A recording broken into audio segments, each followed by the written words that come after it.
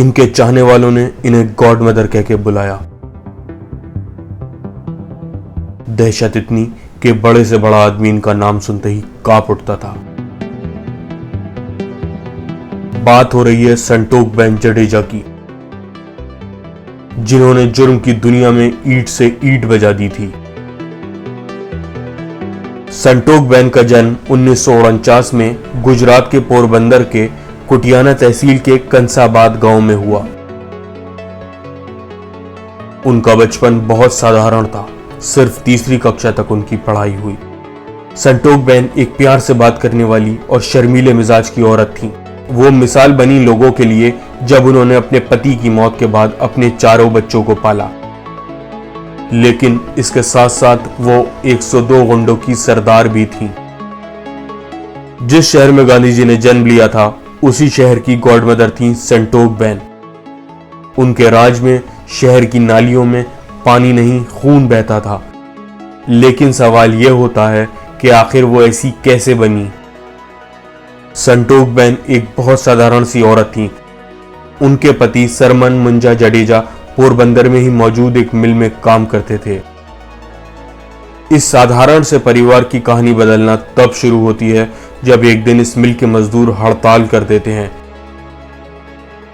इस हड़ताल को तोड़ने के लिए मिल का मालिक एक लोकल गुंडा जिसका नाम देवू वघेर था, उसको हायर कर लेता है।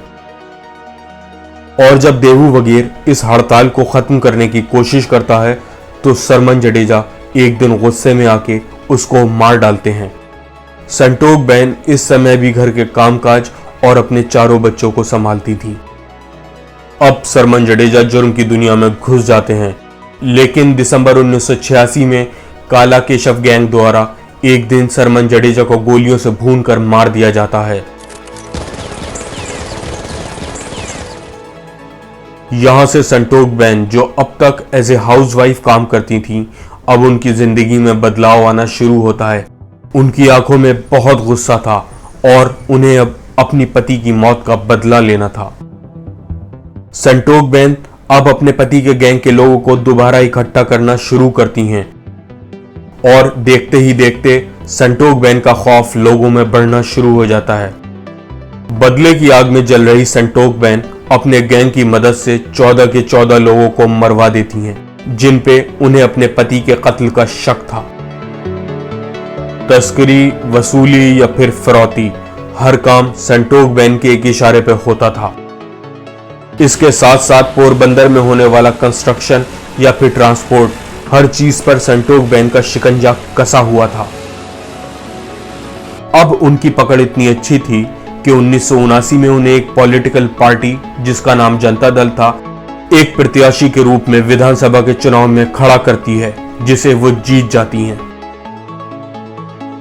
1990 से 1995 तक वो जनता दल के एमएलए के रूप में काम करती हैं। उस समय गुजरात के चीफ मिनिस्टर चिमन भाई पटेल से उनके राजनीतिक रिश्ते काफी मजबूत थे। फिर 1996 में भारतीय जनता पार्टी की सरकार आ जाती है। सरकार बदली तो साथ साथ समय बदला। अब संटोख बेन को हत्या के आरोप में जेल भेज दिया जाता है। वो अहमदाबाद जेल में पूरे 16 महीने गुजारती हैं। जेल से छूटने के बाद संटोख बेन का दबदबा कम हो जाता है। उनकी ताकत का डंका, जो 1986 से 1996 तक खूब शोर करता है, अब हल्के हल्के फीका पड़ने लगता है। 2006 में संकोट बेन के बेटे करण को अपनी भाभी रेखा के मर्डर के जुर्म में गिरफ्तार कर लिया जाता है, लेकिन बाद में कोर्ट उन्हें बाइज्जत बरी कर देती है।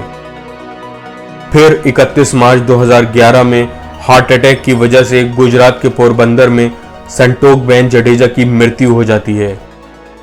वो 62 साल की उम्र में दुनिया को अलविदा कह देती हैं। मृत्यु के समय उनकी नेटवर्थ 28 करोड़ थी। वो शख्स जो अपने समुदाय के लिए अपनी जान की बाजी लगा गया, जरूरत पड़ने पे पहले लड़ाई की, लेकिन जब बात न बनी तो फिर बंदूक उठाई। जी हां, बात हो रही है महर समुदाय के रहनुमा सरमन मुंजा जडेजा की। ये वो नाम था जिसने अपने समुदाय के साथ साथ गरीबों की बहुत मदद की थी, इसलिए उनके चाहने वालों ने उन्हें रॉबिनहुड कह के बुलाया। सरमन की जिंदगी की शुरुआत हुई तो एक बिल्कुल आम आदमी की तरह ही थी। बचपन बहुत साधारण था। वो अपने माँ बाप के बहुत चहीते बेटे थे। वक्त और जरूरत के चलते सरमन ने अपनी जिंदगी में जल्द ही जॉब करना शुरू कर दी। वो पोरबंदर के पास ही मौजूद एक मिल में काम करना शुरू कर देते हैं।